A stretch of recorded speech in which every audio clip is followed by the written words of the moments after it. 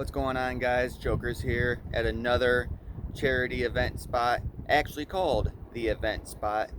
Now, this place, the people have a lot of history here, and I have a lot of history with them. I'm not going to go into that just yet because, to be perfectly honest, I am running a little late. So, here's what we're doing: we're doing a tournament, and if you haven't already grasped this particular fact, I'm just going to feed it to you. I'm a tournament player. I enjoy tournaments. I like the thought process of tournaments. I know I'm going to get into cash sooner or later, but we're going to stay with the tournaments for now because I feel like I have more of a grasp on what I'm doing. Anyways, the tournament is a $35 buy-in with a $20 rebuy if you get felted or knocked out, and it also has a $20 add-on at the first break. So the initial goal is to not get knocked out, save a little bit of money at least, but we're here, we're going to participate to the fullest, and we're going to get as many hand histories as we possibly can. All right, wish me luck.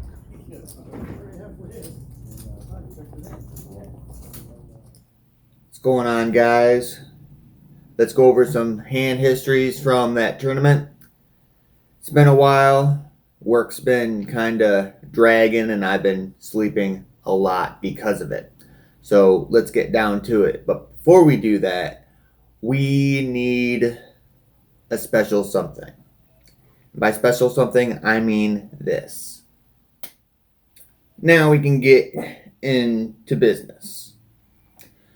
First hand we're going to talk about is actually a hand that I probably could have gone without, but I ended up winning it because the guy tried stealing, but I had 9-5. And the flop came out 5-7-7. I check it, guy bets.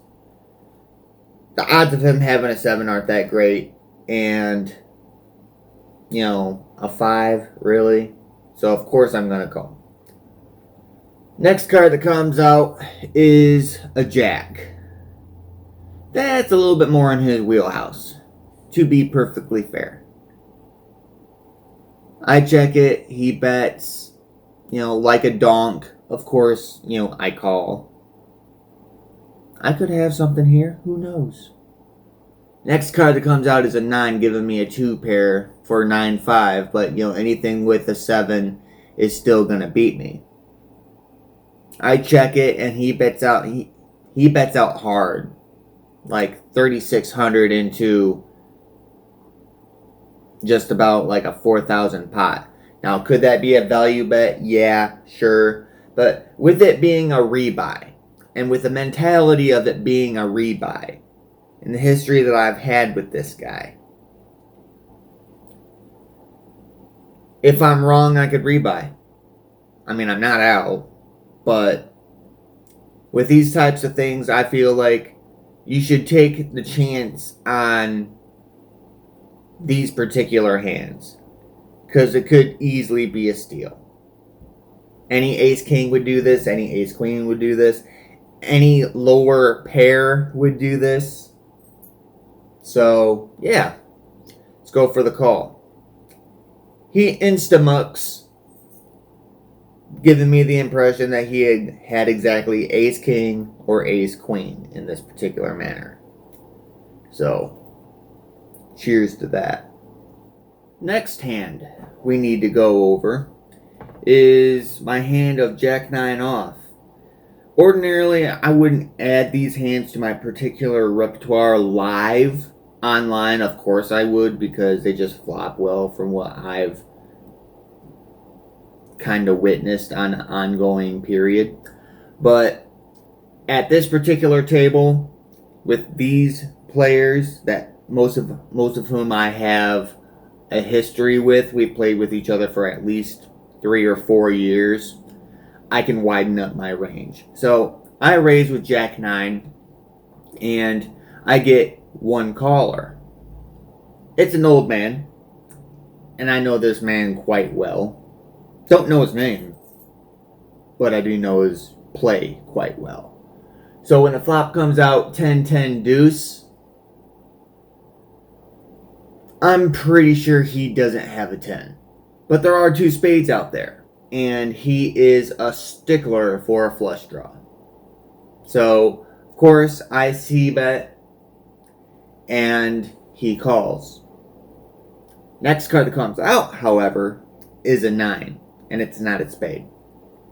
So, I bet again, he calls, and at this particular point, I know he doesn't have a 10, because by this time, if he had a 10, he would have re-raised me, trying to force me off of the perceived flush draw. So, ipso facto, that's how you get that kind of information if you're wondering.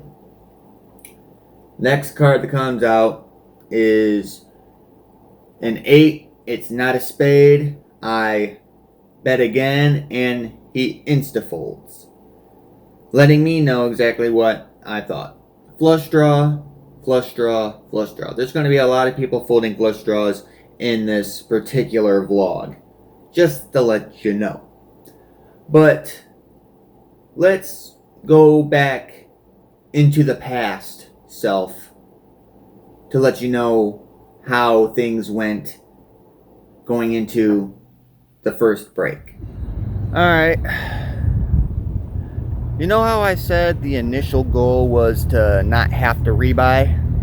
Yeah, we failed that shit. I mean, I know I should be watching my mouth, but I need to lay emphasis on that. We failed that shit. Because we didn't rebuy once. We didn't rebuy twice. We rebought 3 times. We don't even have enough to add on. That's how sick these hands have been. Like, just before break, I busted out again. And granted, it was a hand that, hindsight, I shouldn't have been in. But the way that it came out, there was no other way that I could have played it. No other way. The guy raises it 2,000. He's been doing it like that this entire time because he's an aggressive old man. He's a rare dog in and of itself, but still. Plus, he's been busted, a few times off of the aces as well. So, he bets 2,000. I call 2,000. Flop comes out ace 5 4. Not ace 5. Not ace 5 4. I have 10 4. Comes out ace 3 5. 2 diamonds. I have a straight draw. He bets out 3,000. Of course I'm gonna call. Of course. He needs to go all in for me to fold. Period. There's just too much out there for me to fold at that point. The other guy calls as well. The turn card is a deuce of diamonds, giving me a straight. So, he bets out 5,000. I go all in for 12,000 something. The other guy folds. The guy is, it's like, shit, he's got the flush. He's got the flush. So, I know I'm good on that because he's afraid of a flush, so no straights to be had, right? Right. So, we flip over our hands. He has pocket 5s. He ended up flopping trip 5s. You think I'm good, right? Wrong. Poker gods hate me. Is what it is. The river card is an ace. Pairing the board, giving him a full house over my straight. So, to say that I got my boots just steamed at the poker table would be a complete understatement. I got waxed. Karate Kid. Karate Kidded. Just call it for what it is. So, we're still in. We did the rebuy. We did not add on. Wishing I had another 20 to do that. But when you're losing this bad, it's probably a good thing you're not putting more money in. So, there might not be another break for me, if you know what I mean. I need to be hitting and hitting hard for me to last on this now. So let's get back in there. So basically what he's trying to say is there's a lot of catching up that we need to do. Now luckily, in the next two hands, that's exactly what the hell we do. Now, the first hand on their way back up to Grace is Jack 5. It's in my big blind. So I got to see it for free basically because nobody raised. That's the only way I was going to be able to see that hand, is if nobody raised. So luckily, flop comes out, Jack 5 8. Two spades out there. Of course, there'd be a flush draw with me having two pair. But first to act, I gotta go all in. There is no other move here. When you're short stacked and you have two pair, you just gotta take your chances. Point blank, the end. There is none of this fancy play where you check, somebody bets, and then you go all in over that, because they're gonna call no matter what when you're short stacked like that. Especially when there's draws like that out there. So, I don't only get one caller, I get two callers. Both people who are in the hand, essentially. I forgot to point that out. That's my bad. I'm still learning. Give me a break. Anyways, next card that comes out is a total complete blank. It happens to be a 6 of clubs. They check it down. River card, same general concept. Ends up being a deuce of diamonds. They check it down. I show my two pair. One of them shows a flush draw. The other one shows ace queen. So we take down a triple up for our way back up. Now, the more impressive of the two hands would be actually pocket fours, which I will get a lot in this tournament somehow. But again, pocket fours is nothing to really raise over, especially when you're still trying to chip up. So I flat call this, and the big blind, he raises it minimally.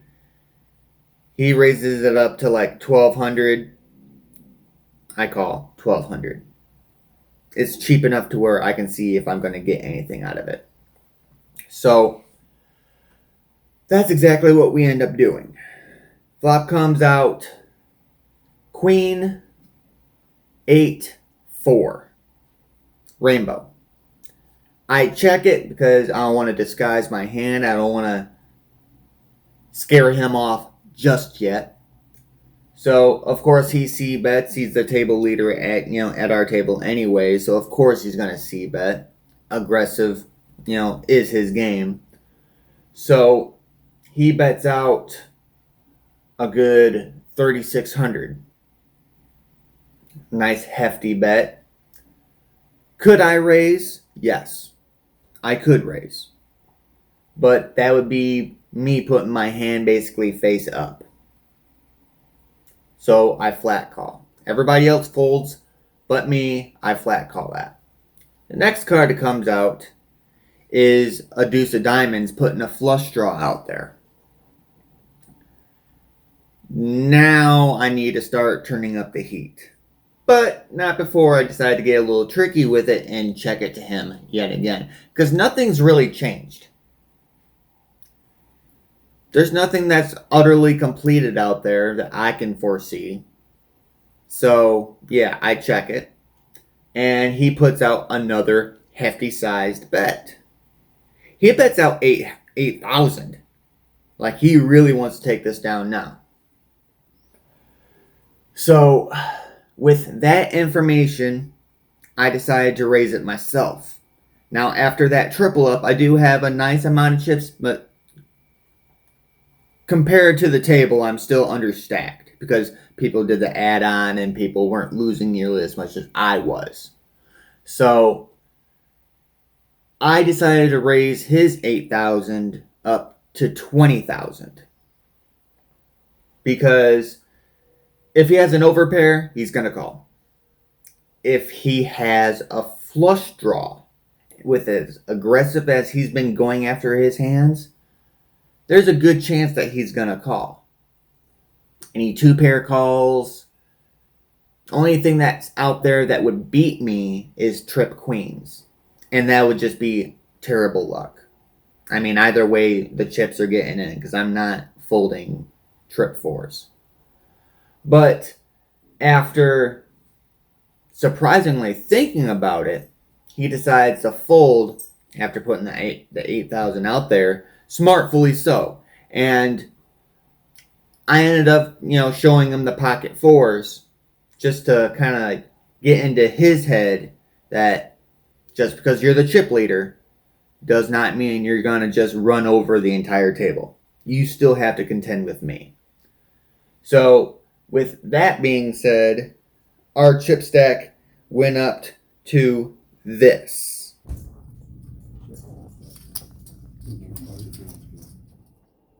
All right.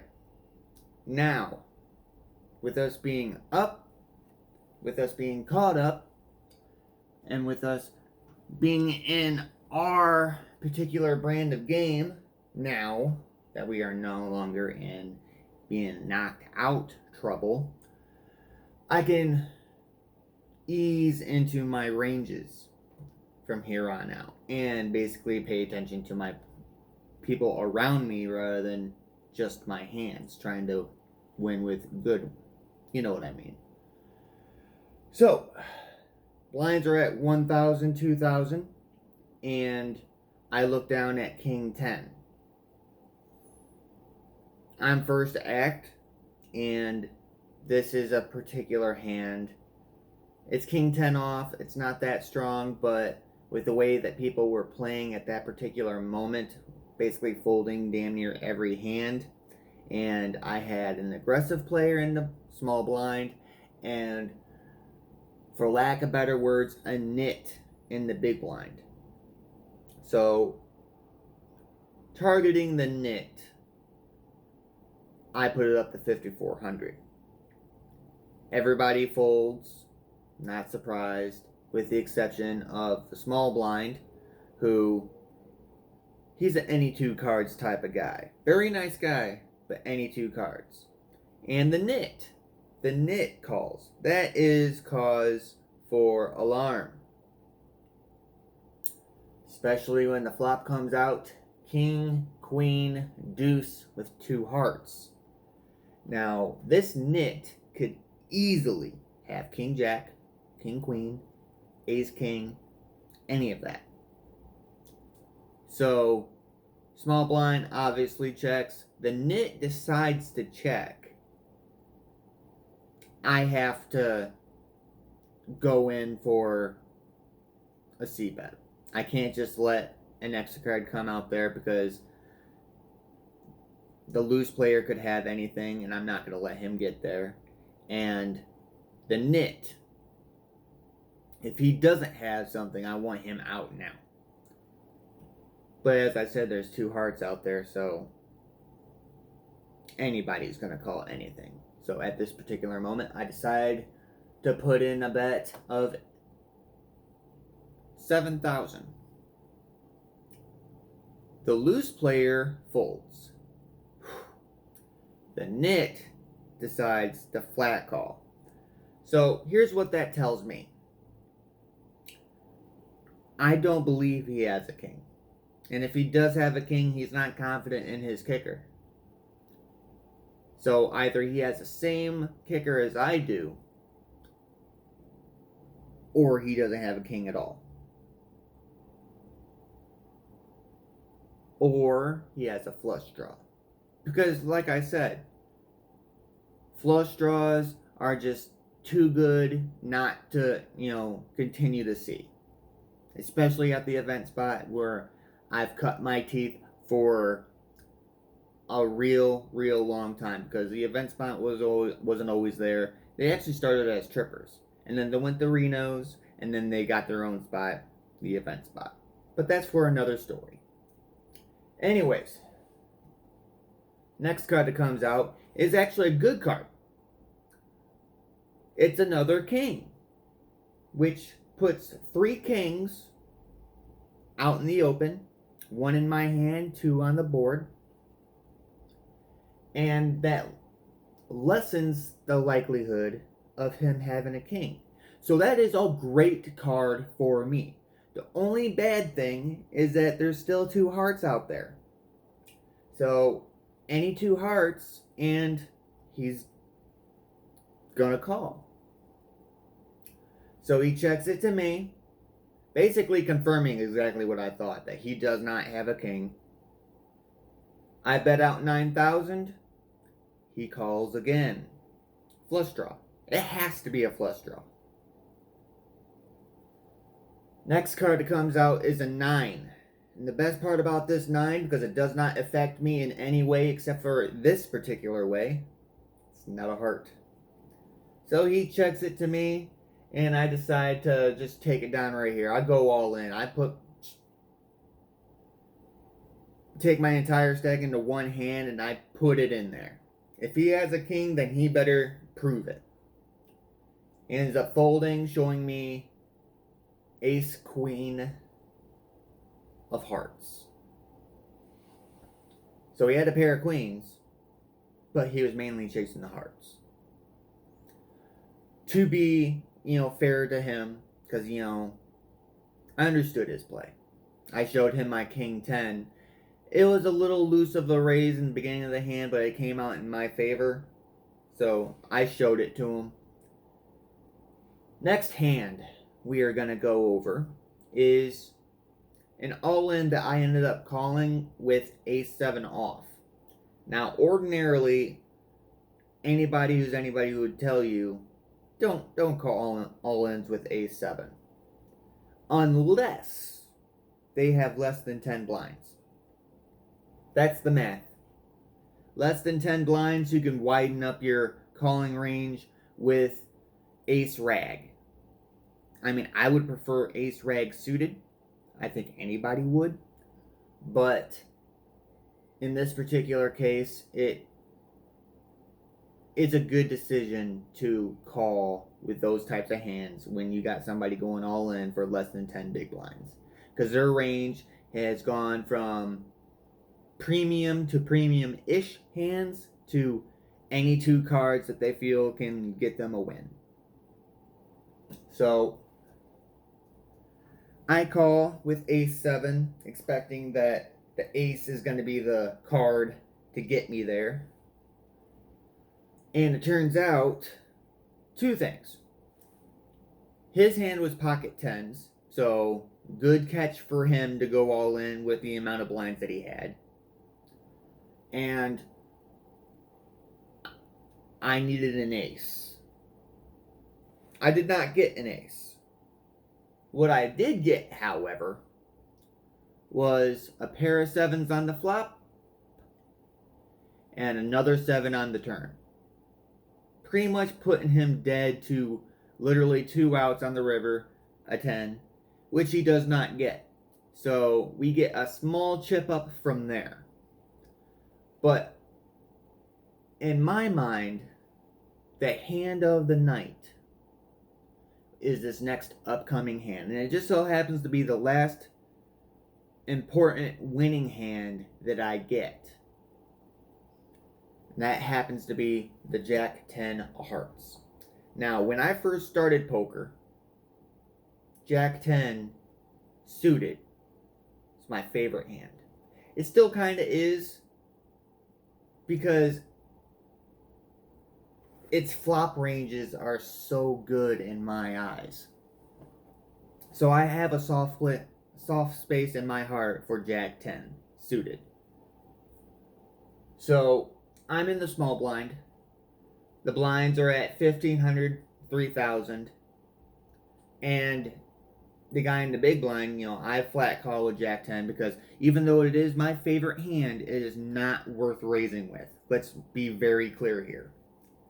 Favorite hand, yes. One of them anyways. Raising hand, no. Don't do that. Unless you're online. When you're in person, it's a little harder, to do that because physical tells and all that bullshit. But he ends up putting in a min raise from 3,000 up to 6,000. Of course, I'm going to call him suited. And, it's Jack 10. Flop comes out. Ace, 7, 8. Rainbow. I check it to him because he's the aggressor. That's, kind of like, going by the book. Now, it came out, I believe I said Ace, 7, 8, and I had Jack 10. I have a gut shot. So, of course, I'm going to call whether he bets or not. He would have to go all in for me to fold. He puts out a C bet, which is, again, by the book. We've all read this book. And I call. He could have an ace, but not entirely convinced. And, like I said, this is all book stuff. Next card, which is an interesting card, is another ace. Now, here's my thought process on this. This is my opportunity to represent an ace. Because the way that I've played my hand thus far, flat calling and then calling his min raise and then checking it to him and calling his C bet says that I have an ace in my hand. The way that I played it. Now, with the way he also played, he could have had an ace, but I'm about to put him to the test. With that second ace that came out, I decided to raise him first. I put it up to 11,000. In my mind, that's a perfect feeler bet with the way that he bet and the way that I bet. So he's looking at me. It's a good thing I have glasses on because I'm good at poker, but I got lion eyes. As in, you can definitely see when I'm lying. Hence the reason why I wear sunglasses. He decides to flat call me. Now, this is how I know he doesn't have an ace. Because if you have an ace there and you got somebody betting 11,000 into you and whatnot, you're going all in. You're raising that. You just are. You're going in for the kill. I mean, unless you got top like ace king and you're not worried about me having a full house, you're going in for the kill. So I knew at that particular moment he did not have an ace when he just flat called me there. Next card is a total and complete blank. That card happens to be a 4. Now, I could check and give up here. But with the way that I've repped my hand, I cannot. That would have been a waste of all the chips that I've put in. And I'm not willing to do that. So I'd go in for probably one of the biggest bluffs I've gone for in a long time. I didn't go all in because I feel like that would have been a bit too much and he would have been too enticed to call. It would have looked too much like a steal. So I had to make it look like I was going for profit. So I put in a raise of 24,000. This bet was designed in my head to make it look like not only did I have an ace, but I was trying to squeeze him for as much as I possibly could. He tanks for a really long time, at least a minute. Didn't call clock on him because if I was in that position, I want all of the time I could think of too. He decides to fold pocket nines to me. Now, here's where courtesy comes into play. Do not show your bluff. In some cases, yeah, you can, to entice playback at you, because you've shown the resourcefulness to go that far into bluffing. But against a tough opponent, and yes, he was a tough opponent. Any opponent who can fold pocket nines in that spot is a tough opponent. I don't care what anybody says. Do not show. But here's the funny part, though. Pocket nines, he folds. I fold face down, and he says, like, if you hadn't bet that second ace, you would have gotten all the chips. So, of course, me being the ass that I am, I kind of gave him a little bit of a hint that it was a bluff, saying that, or maybe I played it exactly how I needed to play it to get you to fold. And, he just looked at me. And he was like, no, you had the ace. It's like, okay. So that was the last of the important winning hands. After that, it just pretty much went downhill from there. We had a guy come from the second table to our table who, I gotta say, played masterfully. Was he loose? Yes. Was he a talker? Yes. And I like to try to look into tells as far as, verbal based. I try to. I haven't mastered that yet. And I'm still working on it. So he ended up taking me for everything that I was worth. And again, I will let past me give you the details as to how and when I got knocked out. Past me, it's up to you. To put it mildly, as badly as I was, getting beat in the first round, second round was my round. You might as well have that round after. Whoever was riding that motorcycle, congratulations, you are a vroom, vroom, vroom, vroom, vroom, vroom, vroom, douchebag.